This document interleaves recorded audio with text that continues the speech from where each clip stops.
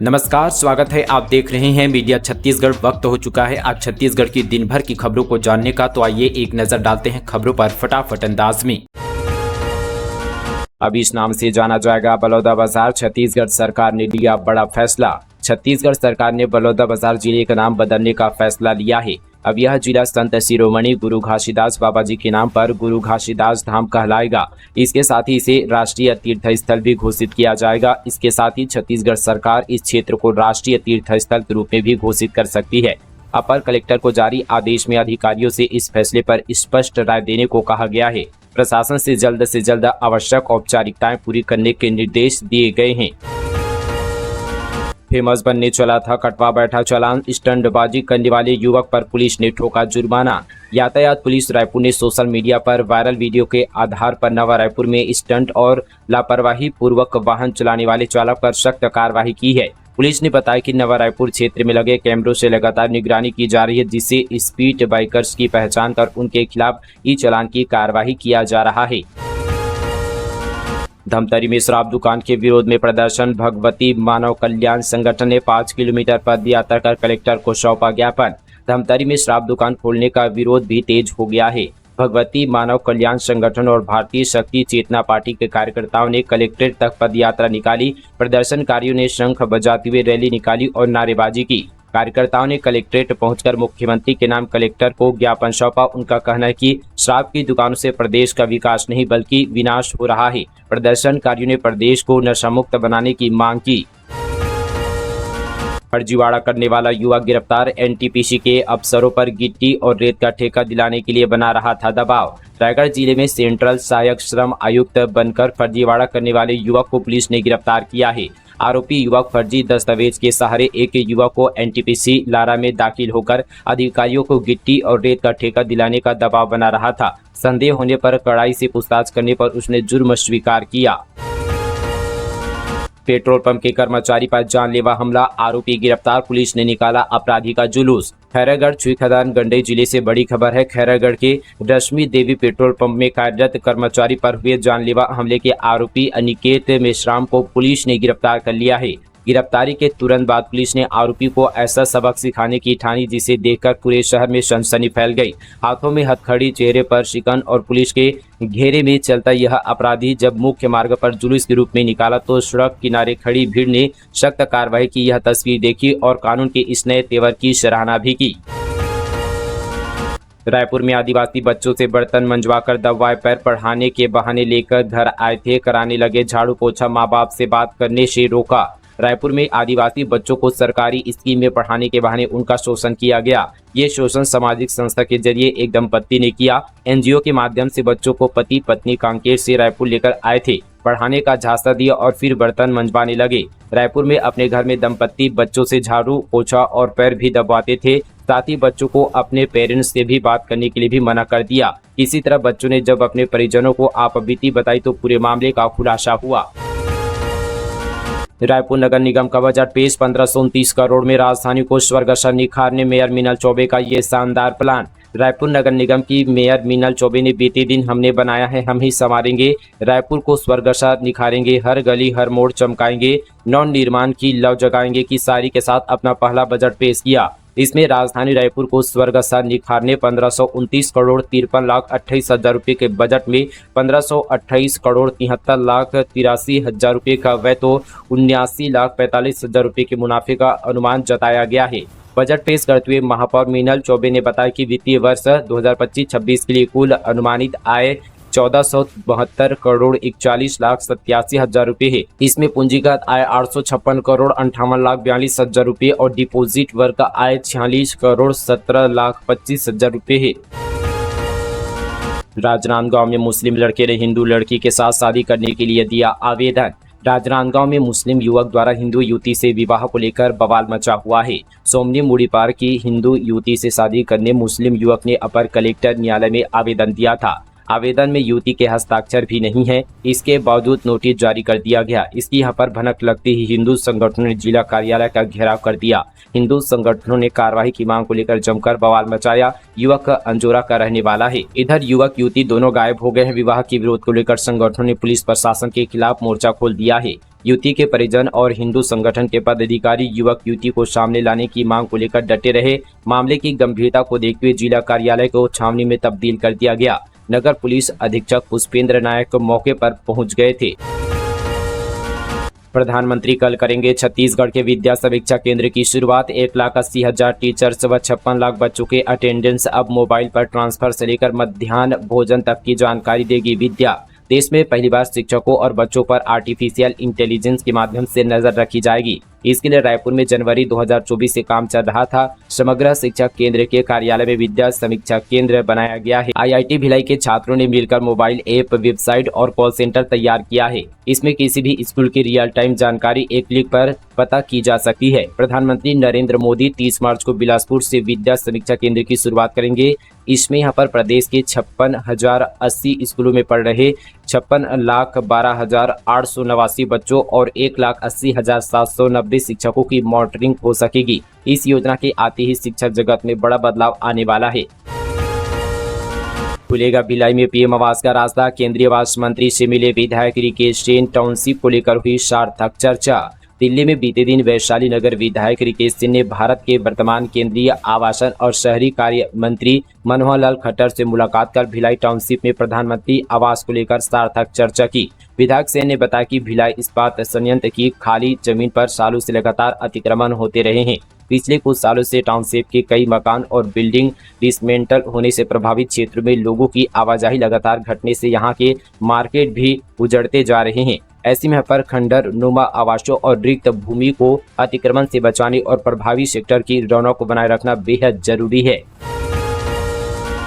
भीषण गर्मी के चलते आंगनबाड़ी केंद्रों के समय में हुआ बदलाव। 1 अप्रैल से लागू होगा नया शेड्यूल। प्रदेश में बढ़ती गर्मी को ध्यान में रखते हुए छत्तीसगढ़ शासन ने आंगनबाड़ी केंद्रों के संचालन समय में अस्थायी बदलाव किया है। महिला एवं बाल विकास विभाग द्वारा जारी निर्देश के अनुसार 1 अप्रैल 2025 से 30 जून 2025 तक आंगनबाड़ी केंद्रों का संचालन सुबह 7 बजे से 11 बजे तक किया जाएगा। इस अवधि में केंद्रों का संचालन 6 घंटे की बजाय 4 घंटे ही संचालित रहेंगे, जिससे बच्चों को भीषण गर्मी से बचाया जा सके।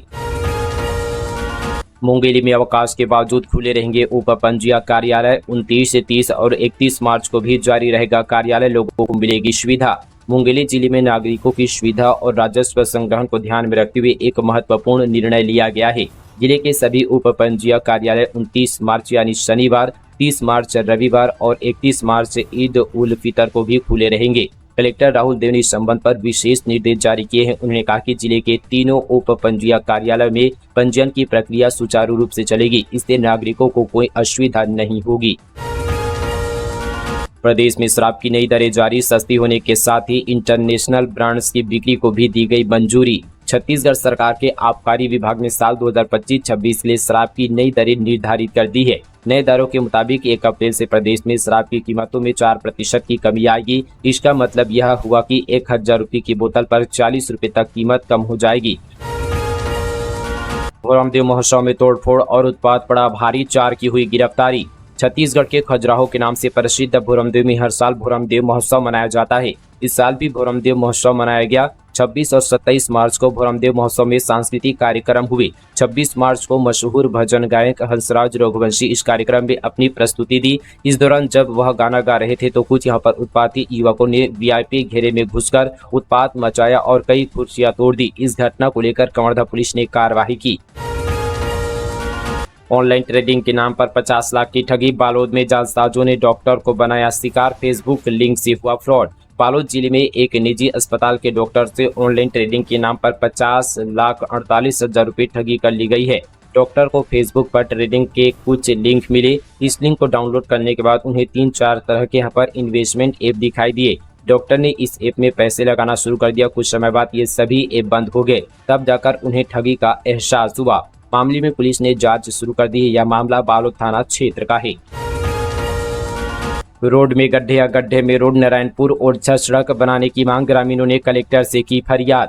छत्तीसगढ़ राज्य में विधानसभा चुनाव में हुए सत्ता परिवर्तन के बाद स्थानीय लोगों में नारायणपुर ओरछा मार्ग के निर्माण को लेकर उम्मीद जगी थी, लेकिन सरकार बदलने के बाद भी सड़क की समस्या जस की तस है। सामान्य सड़क पर लौह अयस्क लेकर चलते भारी वाहनों और जर्जर सड़क ने ग्रामीणों के नाक में दम कर दिया है। मार्ग पर बसने वाले ग्रामीणों का गुस्सा चरम पर है। धूल कंकड़ गड्ढों की समस्या से जूझते ग्रामीणों ने कलेक्टर को ज्ञापन सौंप कर उग्र आंदोलन करने की चेतावनी दी है। नवा रायपुर के लिए 31 मार्च से चलेगी ट्रेन। पीएम मोदी के हरी झंडी दिखाने से पहले कलेक्टर ने लिया वैन से ट्रायल। यात्रियों को 2 दिन बाद नवा रायपुर के लिए नियमित रूप से ट्रेन की सुविधा मिलनी शुरू हो जाएगी। नई रेल सेवा की शुरुआत पीएम नरेंद्र मोदी 30 मार्च को हरी झंडी दिखाकर करेंगे। रायपुर से नवा रायपुर होते हुए अभनपुर तक पहली मेमू ट्रेन चलाएगी। पीएम मोदी के हरी झंडी दिखाने से पहले रायपुर कलेक्टर, एसएसपी और डीआरएम ने इसका जायजा लिया। कलेक्टर ने रेलवे के वरिष्ठ अधिकारियों के साथ वैन से यात्रा कर रेलवे ट्रैक और अन्य सुविधाओं की जांच की। कोयला घोटाला पति के साथ मिलकर स्कैम करती थी रानू। ईडी के सप्लीमेंट्री चालान में आईएएस जयप्रकाश एडवोकेट भाटिया समेत 9 के नाम सूर्यकांत को बताया किंग पिन। छत्तीसगढ़ कोयला घोटाला मामले में बीते दिन ईडी ने 9 आरोपियों के खिलाफ पूरक चालान पेश किया। इनमें रानू साहू के पति आईएएस जयप्रकाश मौर्य समेत 9 लोगों को आरोपी बनाया गया है। पेश किए गए चालान में बताया गया कि आईएएस जयप्रकाश मौर्य रानू साहू के साथ मिलकर काम करते थे। निलंबित आईएएस रानू साहू पहले ही जेल में बंद है। इसके अलावा सौम्या चौरसिया, सूर्यकांत तिवारी भी इस केस में जेल में बंद है। प्रचंड गर्मी में दिव्यांगों का हल्ला बोल। नौकरी और आरक्षण के लिए सड़क पर मांगे भीख। छत्तीसगढ़ के दिव्यांगजन अपनी 6 सूत्री मांगों को लेकर रायपुर के मरीन ड्राइव में प्रदर्शन किया। दिव्यांगजनों का कहना है कि उनकी मांगे पूरी नहीं होने पर वे भीख मांगकर राजकोष में पैसा जमा करेंगे। 26 मार्च से इनकी रैली रायपुर में चल रही है। भारी गर्मी के बीच ये सभी दिव्यांगजन अपनी मांगों को लेकर डटे हुए हैं। छत्तीसगढ़ दिव्यांग सेवा संघ का कहना है कि जब तक सरकार उनकी मांगों को पूरा नहीं करती है तब तक अपना प्रदर्शन खत्म नहीं करेंगे। डीआरजी बस्तर फाइटर की टीम की कार्यवाही। आईईडी प्लांट करने वाले 2 महिला नक्सली सहित 5 नक्सलियों को किया गिरफ्तार। दंतेवाड़ा जिले के गीदम थाना क्षेत्र में डीआरजी के साथ बस्तर फाइटर की टीम को बड़ी सफलता मिली है। यहां जवानों को नुकसान पहुंचाने के लिए आईईडी लगाने वाली 2 महिला समेत 5 नक्सलियों को पुलिस ने गिरफ्तार किया है। महुआ और इमली के प्रोडक्ट होंगे तैयार। सीएम ने दिए वैल्यू एडिशन करने के निर्देश। जंगल की चीजों से आदिवासियों की कमाई बढ़ाने पर फोकस। पूरे छत्तीसगढ़ में महुआ पाया जाता है। आदिवासी गांव के लोग इसे बीनते हैं, रस बनाते हैं, बेचते हैं। इसकी कैंडी पहले फ्लाइट में एयर होस्टेस दिया करती थी। इस तरह से महुआ इमली के और क्या प्रोडक्ट बनते हैं, इसे अधिकारियों को देखना चाहिए। जंगल में मिलने वाली इन चीजों से प्रदेश के आदिवासियों की आय भी बढ़ेगी। ये बात छत्तीसगढ़ के मुख्यमंत्री विष्णुदेव साय ने कही। दरअसल आदिवासी समुदाय के लिए वन आधारित जीवोपार्जन के अवसर विषय पर कार्यशाला का आयोजन रायपुर में किया गया था। मुख्यमंत्री साय इसी कार्यक्रम को संबोधित कर रहे थे। वर्कशॉप में नीति आयोग, वन एवं जलवायु परिवर्तन विभाग के अफसर मौजूद थे। झोलाछाप डॉक्टर ने धारदार हथियार से शख्स पर किया जानलेवा हमला। गंभीर रूप से घायल हुआ युवक। शक्ति जिले के चंद्रपुर में एक बंगाली झोलाछाप डॉक्टर की गुंडागर्दी का मामला सामने आया है, जहां किसी बात को लेकर डॉक्टर ने एक युवक पर धारदार हथियार से ताबड़तोड़ हमला कर दिया और वह फरार हो गया। हमले से युवक कुश कुमार यादव बुरी तरह से घायल हो गए और गंभीर हालत में उसे इलाज के लिए रायगढ़ के एक निजी अस्पताल में भर्ती कराया गया है, जहां इलाज जारी है। मामले में चंद्रपुर पुलिस ने अपराध दर्ज कर आरोपी की तलाश भी शुरू कर दी है। अभी तक आरोपी पुलिस की पकड़ से बाहर है। राज्यपाल रमेन डेका के काफिले ने ली महिला की जान। गरीब परिवार पर टूटा दुखों का पहाड़। राज्यपाल रमेन डेका इन दिनों 2 दिवसीय सरगुजा प्रवास पर हैं। उनके प्रवास के दौरान बीते दिन मैनपाट के उल्टा पानी में राज्यपाल डेका की सुरक्षा में लगे फॉलो वाहन ने गरीब महिला की जान ले ली। फॉलो वाहन की ठोकर से यहां पर घायल 55 वर्षीय महिला सुन्नी मझवार की मेडिकल कॉलेज अस्पताल अंबिकापुर में इलाज के दौरान मौत हो गई। जानकारी के अनुसार यह घटना उस समय हुई जब राज्यपाल रमेन डेका अपने काफिले के साथ उल्टा पानी के पिकनिक स्पॉट का अवलोकन करने के बाद वापस रिसोर्ट लौट रहे थे। काफिले में चल रही सफेद इनोवा कार की ठोकर से महिला गंभीर रूप से घायल हो गई थी। किसान से दिन दहाड़े 1 लाख की लूट। मोमोज की चटनी फेंककर लुटेरों ने दिया घटना को अंजाम। बलरामपुर जिले के वाटफनगर में दिन दहाड़े किसान से 1 लाख रुपए की लूट हुई है। आरोपियों ने किसान पर मोमोज की तीखी चटनी फेंककर लूट को अंजाम दिया। घटना की सूचना मिलने के बाद जांच में यहां पर जुटी पुलिस सीसीटीवी फुटेज खंगाल रही है। घटना नगर पंचायत वाटफनगर के वार्ड क्रमांक 11 की है, जहां पीड़ित यहां पर 70 वर्षीय किसान मोहन सिंह मरावी बैंक से पैसा निकालकर अपने घर जा रहा था। घर के भीतर जैसी किसान पैसे रखने पहुंचा, उस पर लुटेरों ने मोमोज की तीखी चटनी फेंक दी। किसान के असहज होते ही लुटेरे यहां पर नकदी छीनकर फरार हो गए। तो दोस्तों ये थी आज की तमाम छत्तीसगढ़ की बड़ी और ताज़ा खबरें फटाफट अंदाज पर। इसके साथ ही आप सभी का कोई सवाल है तो नीचे हमें कमेंट पर जरूर बताइएगा। इस वीडियो को लाइक और साथ ही ज्यादा से ज्यादा इस वीडियो को छत्तीसगढ़ भाइयों के साथ शेयर करना बिल्कुल ना भूलें। चलिए दोस्तों, मिलेंगे इसी तरह की और नॉन स्टॉप खबरों के साथ। तब तक के लिए जय हिंद, जय छत्तीसगढ़, जय जोहार।